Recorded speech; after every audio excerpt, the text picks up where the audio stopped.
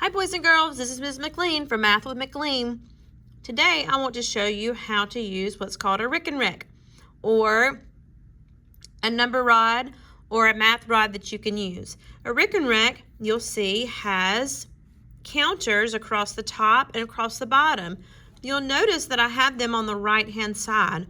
We can remember this is their resting side. So when we're using these rekenreks, we want to make sure we are putting them to the right side and pushing them to the left. I'm going to draw us a circle to know this is my start. And I can even put start here. Okay, I can write start here, and that's all kind of bleeding into the wood. But I want you to know this is where you're going to start when you're using your rekenrek. All right, so if I am using this to work with counting, I might think 2 in my head, and I may move 2 over. And I see over here on my left-hand side that I have 1, 2. I'm going to push them back to my right side, the resting side. If I want to think about a 5, I want to think in my mind, how many is 5? And I can move 5 to the left. What I want to do is subitize, which is seeing a set of objects and quickly knowing what that number is without having to count 1, 2, 3, 4, 5. I just want to recognize that this group is my 5 without counting them individually.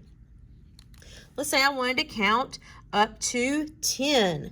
So I know that I have 5 red and 5 white, and that's 10, and I would slide this group over to show my 10.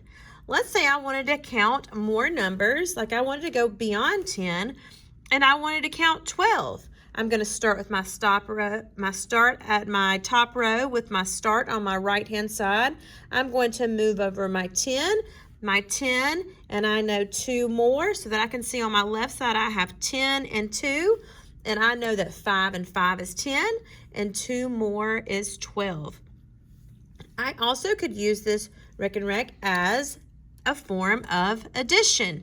So if I have the problem 5 plus 5, I can move 5 over plus 5 more, and I see that I have 10. We want to get to where we're not counting these one by one, but we are counting them, looking at this and subitizing that this is a group of 5 and this is a group of 5. I'm going to move them back to my resting. Okay. If I am working to quickly have automaticity, which means I have it super quick, I can add and subtract without having to draw pictures or thinking about it. I want to use this tool to help me to do that.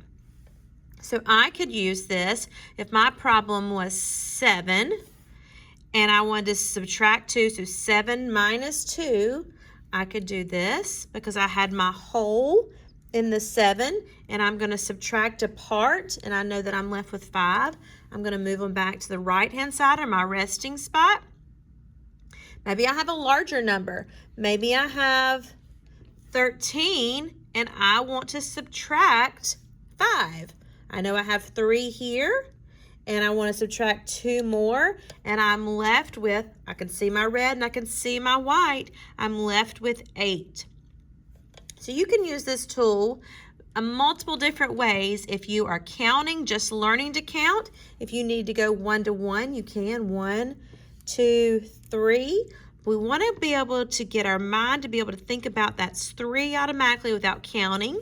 When you get into kindergarten, you're going to want a sense of 10. So knowing that 5 and 5 more equals 10, we can think about 8 and 2 more equals 10. We could think about 7 and 3 equaling 10. We can subtract from 10.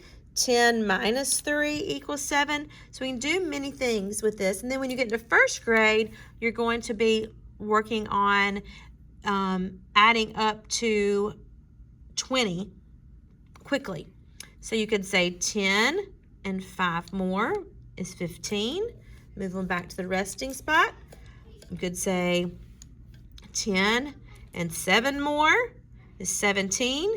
So we want to work on using this to build that automaticity. So this is a tool that you can use at home, but you want to make sure that you're working from the right-hand side. That's your start and that's your resting spot for your counters.